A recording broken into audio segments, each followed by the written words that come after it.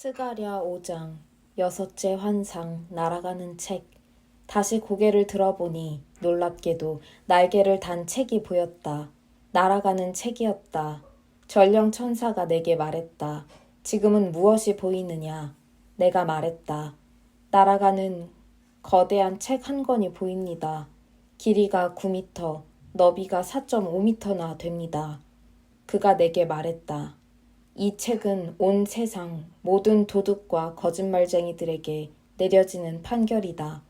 책의 처음 절반은 도둑에 관한 내용이고 나머지 절반은 거짓말쟁이에 관한 내용이다. 내가 이것을 보냈다. 만군의 하나님의 포고다. 이 판결이 모든 도둑과 거짓말쟁이의 집에 빠짐없이 날아들 것이다. 집 하나하나에 내려앉아 기둥과 돌을 허물어뜨릴 것이다. 일곱째 환상, 양동이 속의 여인. 전령 천사가 나타나서 말했다. 위를 보아라. 무엇이 보이는지 말해보아라. 내가 말했다. 대체 저것이 무엇입니까? 그가 말했다. 모든 곳, 모든 자의 죄를 담고 어디론가 가는 양동이다. 그때 나무로 만들어진 양동이 뚜껑이 열리고 한 여자가 그 속에 앉아있는 모습이 보였다. 그가 말했다. 이 여자는 악독이다. 밖으로 나오려는 그녀를 그가 다시 양동이 속으로 밀어넣고는 납뚜껑을 단단히 고정시켰다. 그 다음 내가 위를 보니 놀랍게도 여자 둘이 날아가는 광경이 보였다. 날개를 활짝 펼친 그들이 큰 양동이를 공중으로 들고 올라갔다. 내가 전령 천사에게 말했다. 저들이 저 큰 양동이를 어디로 가져가는 겁니까? 그가 말했다. 동쪽 시늘 땅으로 가는 중이다. 거기서 그들은 창고를 하나 지어 거기에 양동이를 보관할 것이다. 스가랴 6장 여덟째 환상 4대의 전차. 다시 고개를 들어보니 또 다른 기이한 광경이 보였다. 두 산 사이로 전차 4대가 돌진해오고 있었다. 두 산은 청동으로 되어 있었다. 첫째 전차는 붉은 말들이 끌고 있고 둘째 전차는 검은 말들이, 셋째 전차는 흰 말들이, 그리고 넷째 전차는 얼룩말들이 끌고 있었다. 말들은 모두 힘이 셌다. 내가 전령 천사에게 물었다. 이것은 무슨 의미입니까? 그가 대답했다. 이들은 하늘의 내 바람으로 온 땅의 주인이신 주님이 보내셨다. 검은 말들은 북쪽을 향하고 바로 그 뒤를 흰 말들이 따른다. 얼룩말들은 남쪽을 향한다. 힘센 말들은 온 땅을 순찰하러 가고 싶어 발을 구르며 흥분했다. 전령 천사가 명령을 내렸다. 가라, 온 땅을 조사하여라. 그러자 그들이 사방으로 달려나갔다. 천사가 나를 불러 말했다. 저들을 보아라. 북쪽으로 가는 말들이 나의 영을 나르고 있다. 고요하고 견고하다. 북쪽으로 가는 말들에게서는 더 이상 문제가 없을 것이다. 왕관을 여호수아의 머리에 씌워라. 그런 다음 하나님의 메시지가 내게 임했다. 바빌론으로 사로잡혀갔던 헬데와 도비아의 여디아에게 예물을 거둬라. 그들이 방금 이곳에 도착했다. 지금 스바냐의 아들 요시아의 집에 있으니 그들에게서 은과 금을 거두어 그것으로 왕관을 만들어라. 왕관 하나는 여호사닥의 아들 대제사장 여호수아의 머리에 씌우고 그에게 이 메시지를 전하여라. 만군의 하나님의 메시지다. 정신 바짝 차려라. 여기 가지라는 이름을 가진 사람이 있다. 그가 지금 있는 곳에서 가지처럼 뻗어나와 하나님의 성전을 지을 것이다. 그렇다. 그가 바로 하나님의 성전을 지을 사람이다. 또한 왕좌에 앉아 왕의 역할을 맡아서 통치할 것이다. 왕좌에 앉은 제사장이 될 것이다. 그는 왕과 제사장이 조화롭게 공존할 수 있음을 보여줄 것이다. 다른 왕관은 왕권의 상징으로 하나님의 성전 안에 두어라. 헬렘과 도비아와 여다야 그리고 스바냐의 아들 헨이 그것을 관리할 것이다. 먼 곳에서 사람들이 와서 천막을 치고 하나님의 성전 짓는 일을 도울 것이다. 이 일은 만군의 하나님께서 너희에게 말씀하셨다는 확증이 되어줄 것이다. 이 모든 일은 너희가 온 마음으로 너희 하나님의 목소리에 응답하고 순종할 때 이루어진다. 스가랴 7장 너희가 정말 나를 위해 금식했느냐? 다리오 왕 4년 9째 달 4일에 하나님의 메시지가 다시 스가랴에게 임했다. 베델 성읍이 사레셀과 레겜 멜렉이 이끄는 대표단을 보내어 하나님의 축복을 구하고 만군의 하나님의 성전 제사장과 예언자들과 의논하게 했다. 그들은 이렇게 물었다. 예루살렘 멸망 70주기인 금년 8월에도 늘 해오던 것처럼 애곡과 금식을 위한 날을 하루 정해서 지켜야 합니까? 그러자 만군의 하나님께서 내게 메시지를 주셔서 그들 곧 백성 전체와 제사장들에게 전하게 하셨다. 너희는 과거 70년 동안 5째 달과 7째 달에 금식의 날을 정하여 지켜왔다. 그런데 너희가 정말 나를 위해 그 일을 했느냐? 축제일들을 지킨 것이 정말 나를 위한 일이었느냐? 아니었다. 나는 사람에게 관심이 있는데 너희는 종교에 관심이 있다. 이 일에 대해 너희에게 새로 해줄 말은 없다.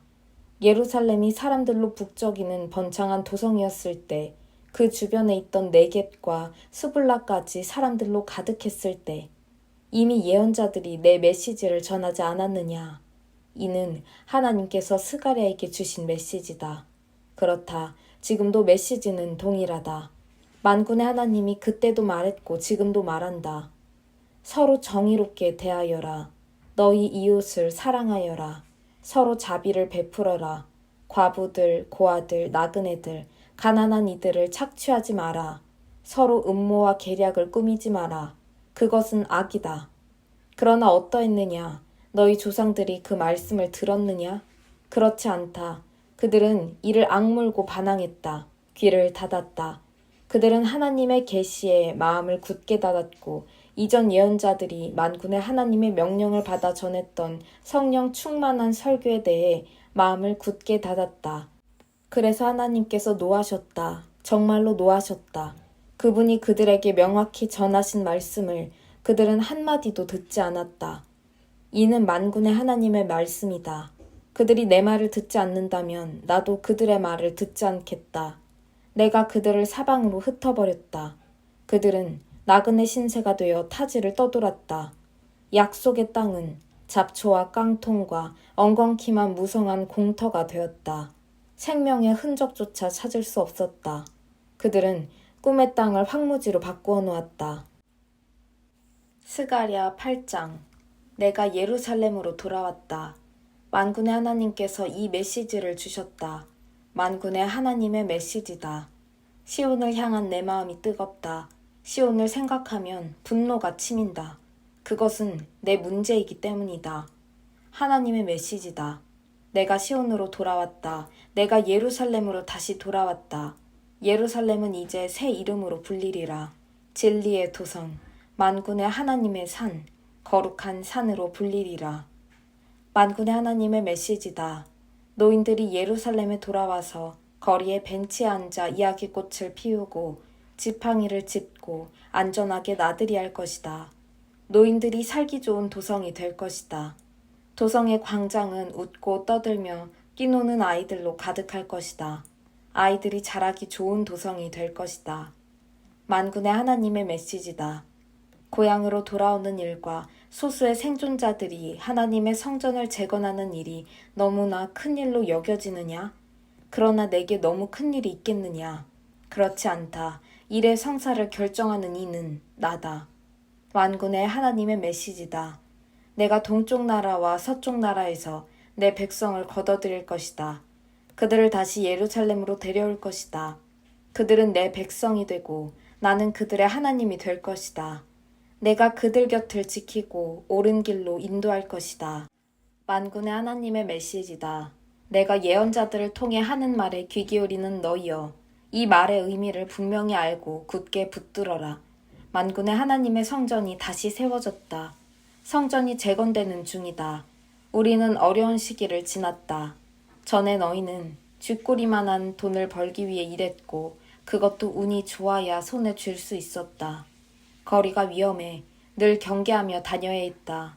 내가 세상을 전쟁터로 만들었기 때문이다. 그러나 이제 상황이 변했다.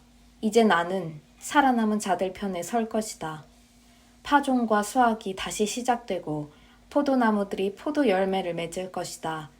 동산의 초목이 우거지고 이슬과 비로 모든 것이 푸르러질 것이다. 살아남은 자들은 살아가는 데 필요한 것 전부를 그 이상을 얻을 것이다. 너희 유다와 이스라엘 백성들아, 지금까지 너희가 저주받은 백성 취급을 받았지만 이제 내가 너희를 구원할 것이다. 이제부터 너희는 복받은 백성이 될 것이다. 두려워하지 마라. 내가 지금 일하고 있음을 굳게 믿어라. 만군의 하나님의 메시지다. 너희 조상들이 나를 노하게 했을 때 나는 너희를 벌주기로 작정했고 그 뜻을 굽히지 않았다. 그때와 마찬가지로 이제 나는 예루살렘과 유다 나라에 복을 주기로 작정했다. 두려워하지 마라. 진실만을 말하여라. 개인적인 일에서나 법정에서나 옳은 일을 행하여라. 술수를 부려 다른 사람을 착취하지 마라. 거짓된 일이나 거짓된 말을 하지 마라. 나는 그런 것들을 미워한다. 너희는 순박하고 정직하게 살아라. 이것이 내가 너희에게 원하는 일이다. 하나님의 포고다. 애도의 날이 축제의 날로 바뀌리라. 만군의 하나님의 메시지가 다시 내게 임했다. 넷째, 다섯째, 일곱째, 열째 달에 지키던 애도의 날이 유다를 위한 축제의 날로 바뀌리라. 그날은 경축일이 될 것이다. 진리를 맞아들여라. 평화를 사랑하여라. 만군의 하나님의 메시지다. 무슨 일인지 알아보려고 각지에서 사람들이, 지도자들이 몰려오리라. 그들이 서로 의논하며 말할 것이다. 이 일에 동참해야 하지 않겠는가? 하나님의 복을 받는 일에 우리도 동참해야 하지 않겠는가? 만군의 하나님께서 기도해야 하지 않겠는가? 망설일 이유가 무엇인가? 가자. 많은 민족들과 힘있는 나라들이 만군의 하나님이 주는 복을 얻고자 예루살렘에 몰려들 것이다. 만군의 하나님의 메시지다. 그때에 서로 언어가 다른 10사람이 유다 사람 하나의 옷소매를 붙들고 말할 것이다. 우리도 당신과 같이 가게 해주시오. 하나님께서 당신과 함께 하신다는 말을 우리가 들었다오.